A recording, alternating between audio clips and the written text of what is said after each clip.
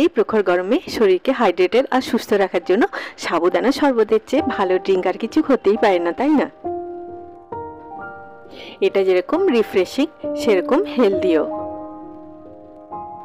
Hello friends, আমি সুমির রান্নাঘরে আপনাদের সবাইকে স্বাগত জানাচ্ছি। আজকে আমি আপনাদের সাথে শেয়ার করব কিভাবে খুব সহজ পদ্ধতিতে বাড়িতে বানিয়ে নেবেন পারফেক্ট সাবুদানা শরবত, তারই কিছু টিপস। এটা বানানোর জন্য প্রথমে আমি একটা প্যানের মধ্যে নিয়ে নিলাম 2 কাপ দুধ। এখন আমি গ্যাসের ফ্লেমটাকে অফ রেখেছি। এবারে দিয়ে দিলাম 4 tablespoon milk powder. Milk পাউডারটাকে দুধের সাথে খুব ভালোভাবে মিশিয়ে নিলাম। দেখুন মিল্ক পাউডারটা দুধের সাথে খুব ভালোভাবে মিশে গেছে। এবার এর মধ্যে দিয়ে দিলাম 1 table spoon vanilla flavoured custard powder. আপনারা কর্নফ্লাওয়ারও দিতে পারেন। এই স্টেপসগুলো আপনারা দুধটা ঠান্ডা থাকতে থাকতেই গ্যাসের ফ্লেমটা অফ করে করবেন, নয়তো মিল্ক পাউডার আর কাস্টার্ড পাউডারের লাম্পস তৈরি হয়ে যাবে। এবারে এটাকেও আমি দুধটার সাথে খুব ভালোভাবে মিশিয়ে নিলাম। কাস্টার্ড আর মিল্ক পাউডারটা দুধের সাথে খুব ভালোভাবে মিশে গেছে। এবারে আমি গ্যাসের ফ্লেমটা অন করে লো টু মিডিয়াম ফ্লেমে কন্টিনিউয়াসলি নাড়াচাড়া করে এটাকে 1 মিনিটের জন্য কুক করে নিচ্ছি। আমার এই ভিডিওটি যদি আপনাদের ভালো লাগে আপনারা নিশ্চয়ই লাইক করবেন। আপনাদের লাইক আমাকে মোটিভেট করে আরও বেশি কাজ করার জন্য। এবার এর মধ্যে দিয়ে দিলাম 1 টেবিল স্পুন চিনি। চিনির পরিমাণটা আপনারা আপনাদের স্বাদ মতো কম বেশি করতে পারেন। এবারে লো টু মিডিয়াম ফ্লেমে কন্টিনিউয়াসলি নাড়াচাড়া করে এটাকে আমি কুক করে নিচ্ছি, এটাতে সুন্দর একটা বয়েল এসে যাওয়া পর্যন্ত। দেখুন মিশ্রণটা রেডি হয়ে গেল। এবারে এটাকে আমি একটা বোলের মধ্যে ঢেলে নিয়ে এইভাবে নাড়াচাড়া করে ঠান্ডা করে নিচ্ছি। এই মিশ্রণটাকে এইভাবে নাড়াচাড়া করে একটু ঠান্ডা করে নিলে মিশ্রণটা অনেক বেশি ক্রিমি হয়। এবার এটাকে ঢাকা দিয়ে ঠান্ডা হওয়ার জন্য ফ্রিজে রেখে দিচ্ছি। এবারে আসুন আমরা জেলিটা বানিয়ে নিই। এটা বানানোর জন্য একটা বোলের মধ্যে আমি নিয়ে নিলাম 2 কাপ জল। এখন আমি গ্যাসের ফ্লেমটা অফ রেখেছি। এবার এর মধ্যে দিয়ে দিলাম 1/2 টিস্পুন আগার আগার পাউডার। জলটা ঠান্ডা থাকতে থাকতেই আর গ্যাসের ফ্লেমটা অফ রেখেই আপনারা এই আগার আগার পাউডারটা দিয়ে জলের সাথে খুব ভালোভাবে মিশিয়ে নেবেন। এটাকে জলের সাথে খুব ভালোভাবে মিশিয়ে নিয়ে দিয়ে দিলাম 1 টেবিল স্পুন চিনি আর 2 টেবিল স্পুন রোজ সিরাপ। আপনারা রুয়াবজাও দিতে পারেন। এই আগার আগার পাউডারটা সম্পূর্ণ নিরামিষ।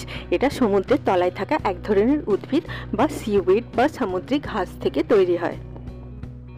এই আগার আগার পাউডার আমাদের বোন আর ডাইজেস্টিভ হেলথের জন্য খুবই ভালো। তাছাড়াও এটা আমাদের ব্লাড সুগার লেভেলকে রিডিউস করে আর কোলেস্টেরল লেভেলকে কন্ট্রোল করে। সব উপকরণগুলোকে খুব ভালোভাবে মিশিয়ে দিয়ে গ্যাসের ফ্লেমটা অন করে লো টু মিডিয়াম ফ্লেমে এটাকে আমি কন্টিনিউয়াসলি নাড়াচাড়া করে একটা বয়েল আসা পর্যন্ত ফুটিয়ে নিচ্ছি। এটাকে আপনারা খুব বেশি কুক করবেন না, জাস্ট একটা বয়েল আসলেই আপনারা গ্যাসের ফ্লেমটাকে অফ করে দেবেন। দেখুন এটাতে একটা সুন্দর বয়েল চলে এসেছে। এবারে এটাকে আমি সাথে সাথে একটা প্লেটের মধ্যে ঢেলে নিলাম। কুক হওয়ার সাথে সাথেই আপনারা এইভাবে এটাকে একটা প্লেট বা ট্রের মধ্যে ঢেলে নেবেন। এবারে এটাকে আমি ঠান্ডা করে নিচ্ছি। এটা ঠান্ডা হতে মোটামুটি 20 মিনিটের মতো সময় লাগবে। এবার একটা বোলের মধ্যে নিয়ে নিলাম 1/4 কাপ সাবুদানা। এবার এগুলোকে জল দিয়ে খুব ভালোভাবে ধুয়ে এক্সট্রা জলটা একটা ছাঁকনির সাহায্যে ছেঁকে নিলাম। এই শরবতটা বানানোর জন্য আপনারা ছোট সাইজের সাবুদানাটা নেওয়ার চেষ্টা করবেন। এবার এটাকে একটা বোলের মধ্যে রেখে নিয়ে এর মধ্যে দিয়ে দিলাম বেশ কিছুটা পরিমাণে জল। জলটা আপনারা একটু বেশি করেই দেবেন।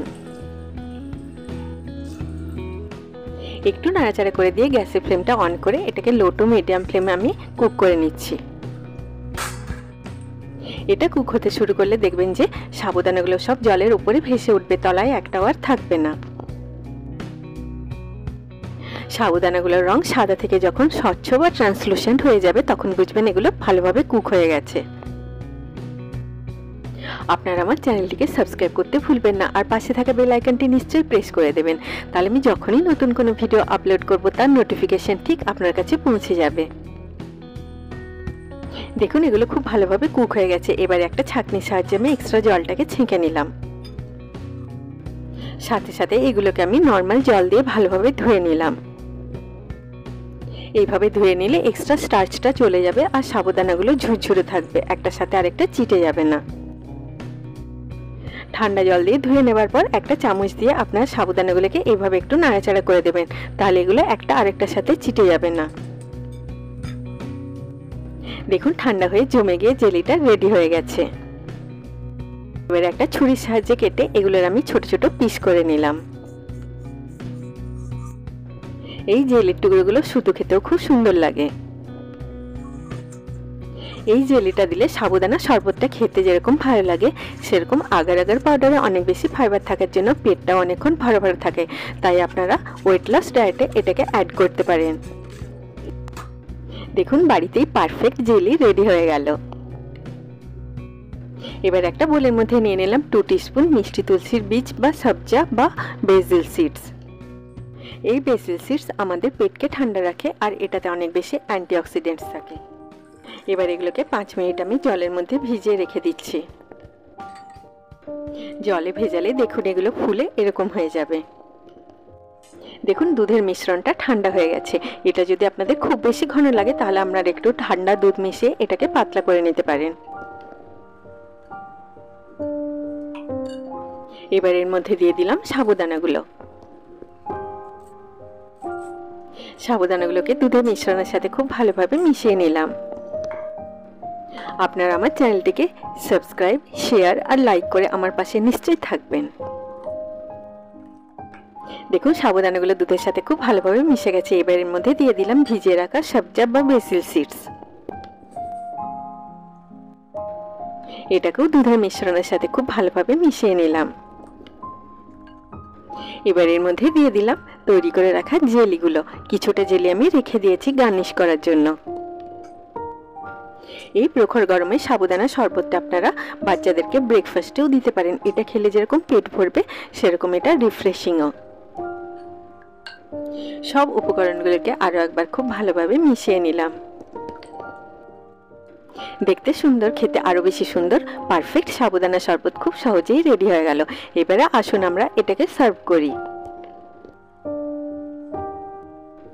এটাকে আপনারা কিছুক্ষণ ফ্রিজে রেখে ঠান্ডা সার্ভ করতে পারেন বা আইস কিউবসও অ্যাড করতে পারেন।